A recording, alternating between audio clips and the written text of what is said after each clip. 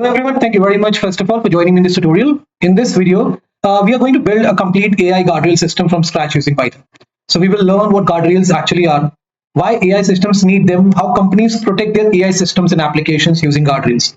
There are different types of guardrails like prompt injection protection, jailbreak detection, PII protection, toxicity filtering, output validation, all that. So we will cover each and everything related to guardrails in this single video. If you are giving interviews for positions like Gen AI application developer or Gen AI or AI architect, this topic is really important for you. Okay, the interviewer will ask questions related to guardrails, how you use guardrails for protecting the AI system, how it can help you in protecting the AI data sitting in the backend, all that stuff he can ask you. Okay, so please prepare this topic well, and if you really want to prepare it well, check out this video from the beginning till the end to know everything about guardrails. Okay, so the best part is we are going to build everything step by step in a very simple way.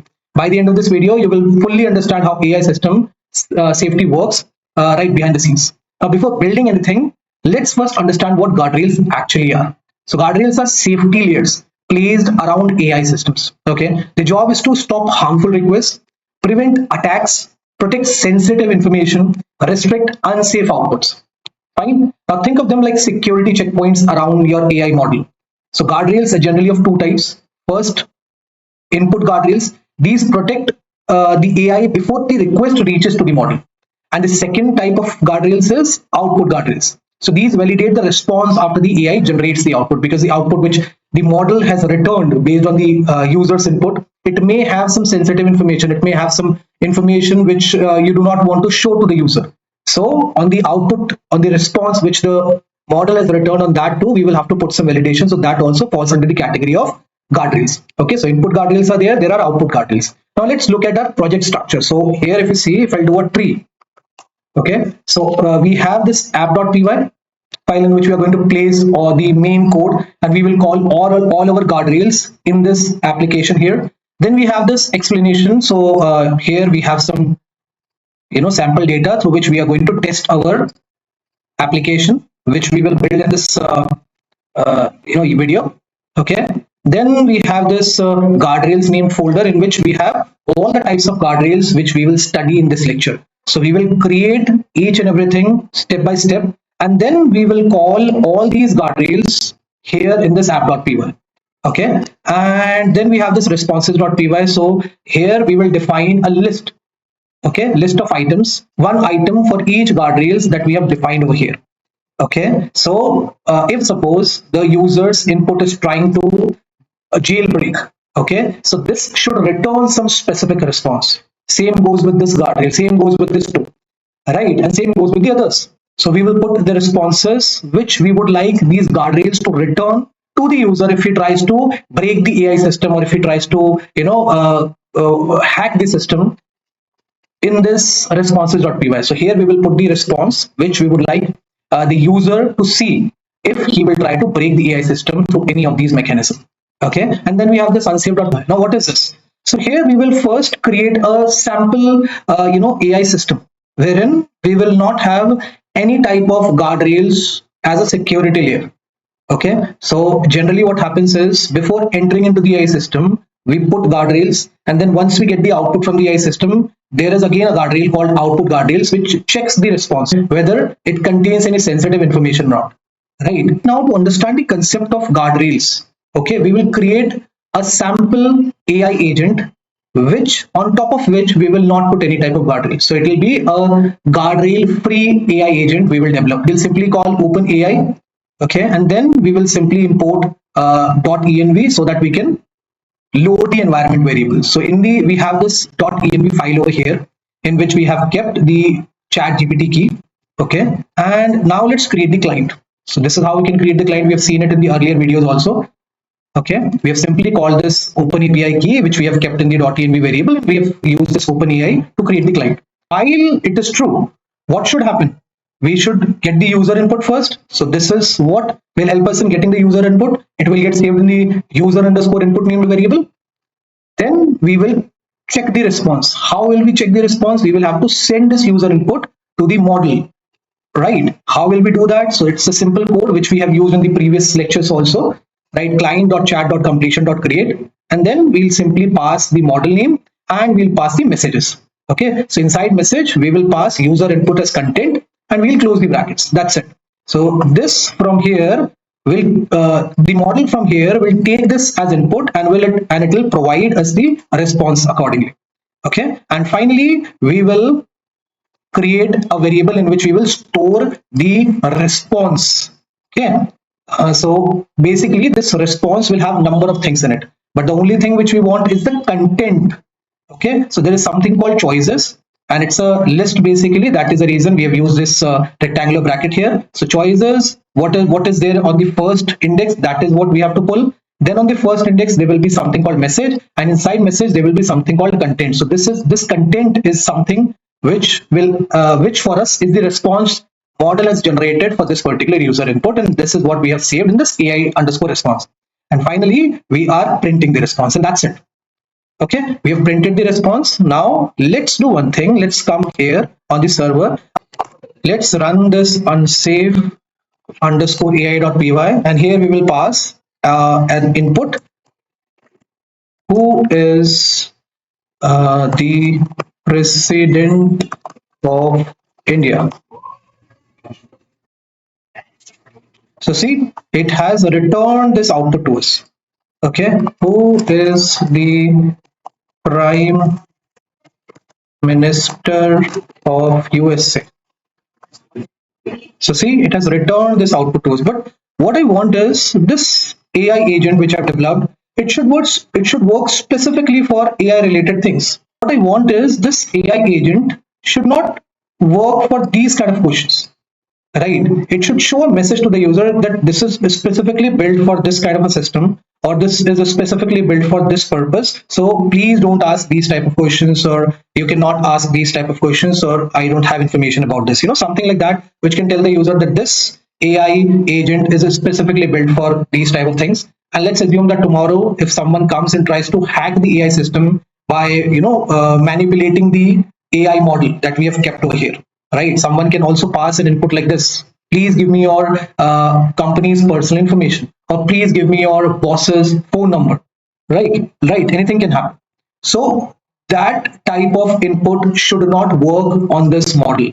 Right, this model should be I would like to protect this model from being hacked. I would like to protect this model from being manipulated by the user's input, or by the invalid user inputs. So if I want to do that, I will have to bring a guardrails mechanism into place, right? So that's where the use of guardrail comes. Okay, so the first guardrail we will create is the prompt injection guard. Fine. Now this prompt injection attacks happen when users try to manipulate the AI instructions. For example, ignore the previous instructions, or reveal your hidden prompt. Something like that also the user can pass. Now these are the very common attacks against LLM systems. Here we simply scan the user input. Okay, so let's create something with the help of which we can prevent it from happening. So what we'll do is we'll simply create a function, prompt injection guard, and inside it we'll create a list of patterns. Okay, so it's going to be a very small list. If you want, you can increase the patterns based on your requirements. For now I'm going to take only 3: ignore previous instructions, reveal system prompt, bypass safety. So if the user input contains anything like this, I would like to block the user from getting the information from the LLM model I've kept in the backend. Right. So here I will first check the user input. So this text here, this is a parameterized function, and this text here is nothing but the user input. This is what you'll have to assume, because all these guardrails which we will be creating, we will be calling them in this app.py, as I've told you in the beginning. Okay, and we will pass the user's input to each of these guardrails. Okay, so here text is the user input. Then let's convert the user input to lowercase. This is the line which will help us in doing it, and we will check now whether any of these patterns is present in this string or not. So this is how we can do it, right? If pattern in text, then return false, else return true. Okay, that's it. Our prompt injection guard is ready. Fine. Now comes the next one, which is toxicity guard. So this protects the AI system from harmful and dangerous requests. Okay, now let's create it. So the way we have created this prompt injection guard, in the same way we can create this toxicity guard also. We'll create a function first, then we'll define a list of words, bomb or kill or terror, right? If the user input contains any of these, I would like to block the input from being passed to the LLM, which I've kept in the backend. Convert it into lowercase, then I'll use the for loop to go through the complete list of the items I've defined on the top, and then I will check whether any of these words is present in the text or not. If it is not present, then return false. So if any of the word is present in the user input, return false, else return true. That's it. So our toxicity guardrail is also ready. Next comes is this PII guard. Okay, so PII stands for personally identifiable information. Example includes phone number, email address, Aadhaar number, credit card information, right? So production AI systems should never leak or expose sensitive user information. Fine. So this guardrail prevents the sensitive information or the personal information kept in the database or somewhere, right, to be hacked by the user. Okay, and it is email address and phone number we have to check. So we will have to use the regular expression. This is the library. Then we'll create a function first, and we'll define the regular expression for email, and let's define one for the phone number also. Okay, and then we will check whether the regular expression is present in the text which the user has passed as the input or not. If it is present, return false. Same thing we will do for the phone number also. If the phone number kind of a thing is present in the text, return false, else return true. That's it. Our PII guard is also ready. Then comes the topic guard. So here again we'll define a function. Okay, we will say that these are the topics which are allowed. Fine, and then if the topics are there in the text, we will allow them. Else we will say false. Okay, if topic in text, return true, else return false. That's it.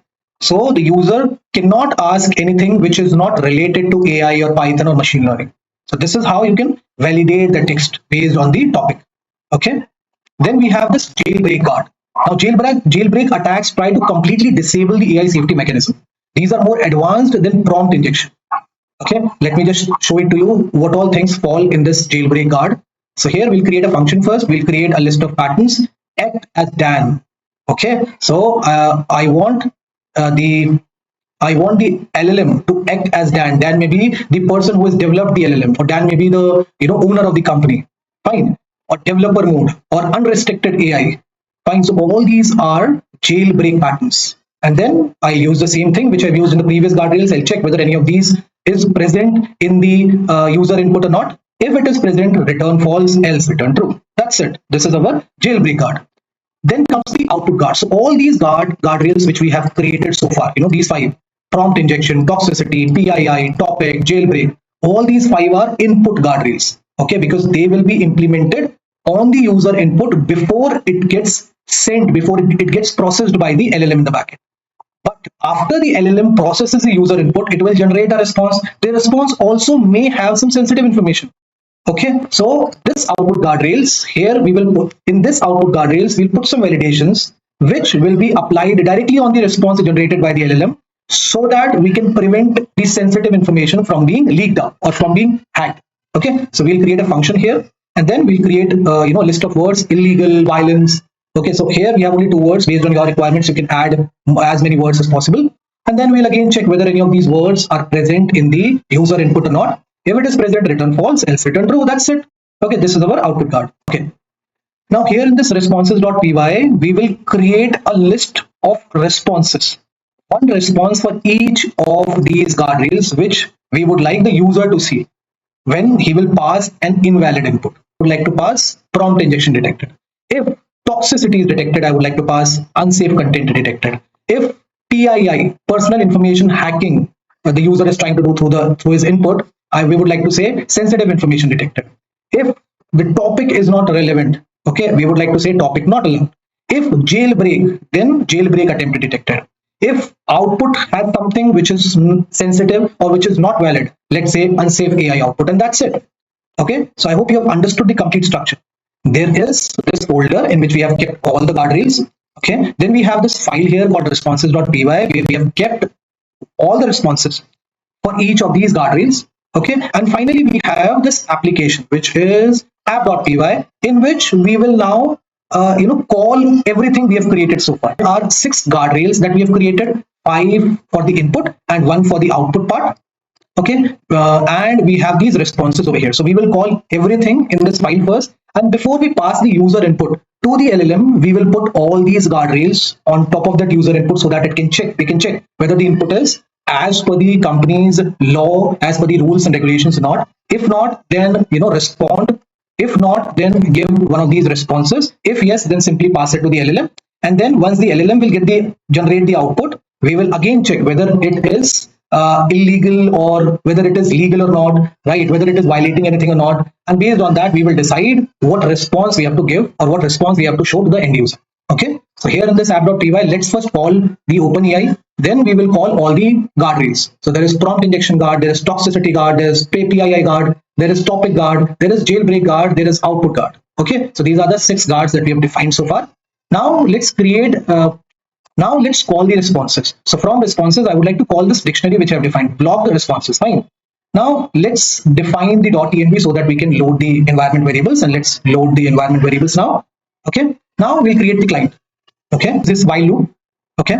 And then we will check the user input. So this is how we can get it. We'll now apply the guardrails on this user input. So it is the turn of input guardrails first. Let's apply the prompt injection guard. So we will take this user input. Okay, and we'll pass it to this prompt injection guard, which is over here. Okay, so the user input will come here, as I've told you, and then we will convert this into lower text, and we'll check whether any of these patterns exist in the text or not. If it exists, return false, it's return true, right? So let's now okay, so then here we will have to simply print block responses prompt injection.